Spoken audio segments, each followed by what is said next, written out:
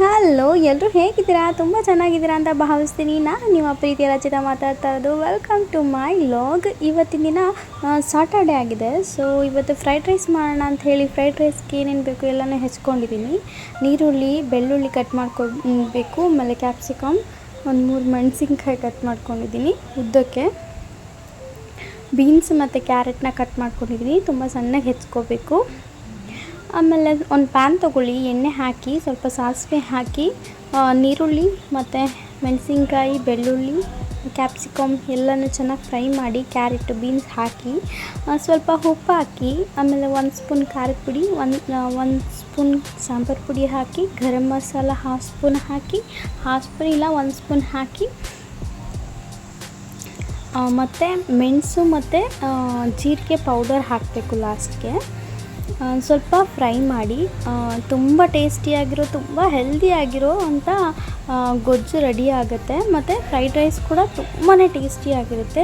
ಅನ್ನಕ್ಕೆ ಮಿಕ್ಸ್ ಮಾಡ್ಕೊಳ್ಳಿ, ಮಿಕ್ಸ್ ಮಾಡಿಕೊಂಡ್ರೆ ಒಳ್ಳೆ ಟೇಸ್ಟಿಯಾಗಿರೋಂಥ ಫ್ರೈಡ್ ರೈಸ್ ರೆಡಿ ಆಯಿತು. ಓಕೆ, ನನ್ನ ಪುಟ್ಟ ಮಗನಿಗೋಸ್ಕರ ಚಪಾತಿ ಮಾಡ್ತಾಯಿದ್ದೀನಿ. ನಮ್ಮ ಅತ್ತೆ ಕೂಡ ಫ್ರೈಡ್ ರೈಸ್ ತಿನ್ನಲ್ಲ, ಸೊ ಹಾಗಾಗಿ ಅವ್ರಿಗೋಸ್ಕರ ಚಪಾತಿ ಮಾಡ್ತಾಯಿದ್ದೀನಿ.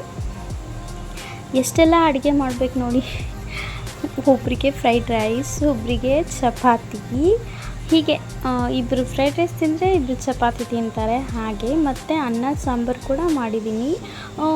ಈ ಸಾಟರ್ಡೆ ಹೀಗೆ ಡೈಲಿ ಕೂಡ ರೊಟೀನ್ ನಡೀತಾನೆ ಇರುತ್ತೆ. ಸೊ ಸಾಂಬಾರಿಗೆ ಮೂಲಂಗಿ ಸಾಂಬಾರು ಮಾಡೋಣ ಅಂತೇಳಿ ಮೂಲಂಗಿ ಸಾಂಬಾರು ಮಾಡಿದ್ದೀನಿ. ಅನ್ನ ಮತ್ತು ಮಜ್ಜಿಗೆ ಕೂಡ ರೆಡಿ ಇದೆ, ಅದನ್ನು ನಾನು ಇದ್ರಲ್ಲಿ ತೋರಿಸಿಲ್ಲ. Okay fine. ಓಕೆ, ಚಪಾತಿ ಆಯಿತು. ಮೂಲಂಗಿ ಸಾರಿಗೆ ಏನೇನು ಬೇಕೋ ಅದನ್ನೆಲ್ಲ ತೊಗೊಂಡು ನಾನು ಹೆಚ್ಕೊಂಡು ಸೈಡಲ್ಲಿ ಇಟ್ಕೊಂಡಿದ್ದೀನಿ.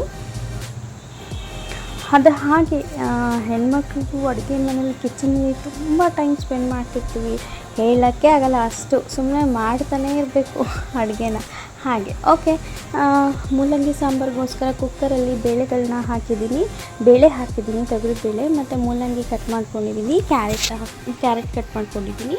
ಅದು ಪಾಪುಗೋಸ್ಕರ, ಇದರಲ್ಲಿ ಅದು ಚೆನ್ನಾಗಿ ಬೇಯುತ್ತೆ ಅಂತ, ಅವನಿಗೆ ವಿಟಮಿನ್ ಬೇಕು ಅಂತ.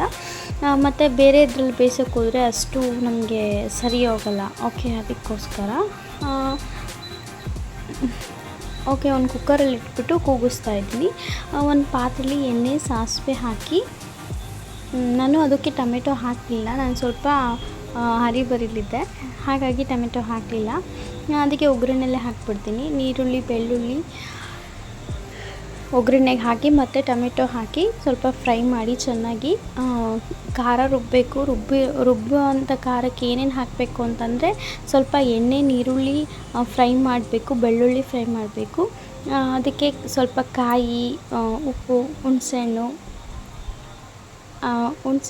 ಎಲ್ಲನೂ ಹಾಕಿ ಖಾರದ ಪುಡಿ, ಸಾಂಬಾರು ಪುಡಿ ಹಾಕಿ ಗ್ರೈಂಡ್ ಮಾಡ್ಕೊಂಡು ಇಟ್ಕೊಳ್ತೀನಿ, ಪೇಸ್ಟ್ ಮಾಡ್ಕೊಳ್ಳಿ.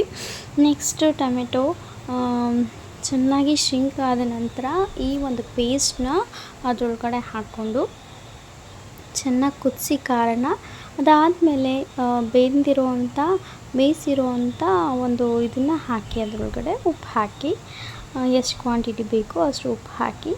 ನಾನು 2 ಸ್ಪೂನ್ ಸಾಂಬಾರು ಪುಡಿ, 2 ಸ್ಪೂನ್ ಖಾರದ ಪುಡಿ ಹಾಕಿದ್ದೀನಿ. ನಮ್ಮ ಮನೆಗೆ ಅಷ್ಟು ಸಾಕು, ನಾವು ಖಾರ ಅಷ್ಟು ತಿಂತೀವಿ. ನಿಮಗೆ ಎಷ್ಟು ಬೇಕೋ, ಎಷ್ಟು ಕ್ವಾಂಟಿಟಿ ಬೇಕೋ ಅಷ್ಟು ಖಾರನ ಹಾಕ್ಕೊಳ್ಳಿ. ತುಂಬ ಟೇಸ್ಟಿಯಾಗಿರೋ, ಹೆಲ್ದಿಯಾಗಿರೋ ಮೂಲಂಗಿ ಸಾಂಬಾರು ಕೂಡ ರೆಡಿ ಆಯಿತು. ಈ ರೆಸಿಪಿ ತೋರಿಸಿದ್ದೀನಿ. ನನ್ನ ಎಲ್ಲ ವೀಡಿಯೋಸ್ ಕೂಡ ನಿಮ್ಮೊಂದಿಗೆ ಶೇರ್ ಮಾಡಬೇಕು ಅಂತ ನಾನು ವೀಡಿಯೋಸ್ ಮಾಡ್ತಾಯಿದ್ದೀನಿ. ನೀವು ನನಗೆ ಲೈಕ್, ಕಮೆಂಟ್ ಮಾಡಿದರೆ ನನಗೆ ಮೋಟಿವೇಶನ್ ಸಿಕ್ತಂಗೆ ಆಗುತ್ತೆ. ಬಾಯ್, ಸಿ ಯು.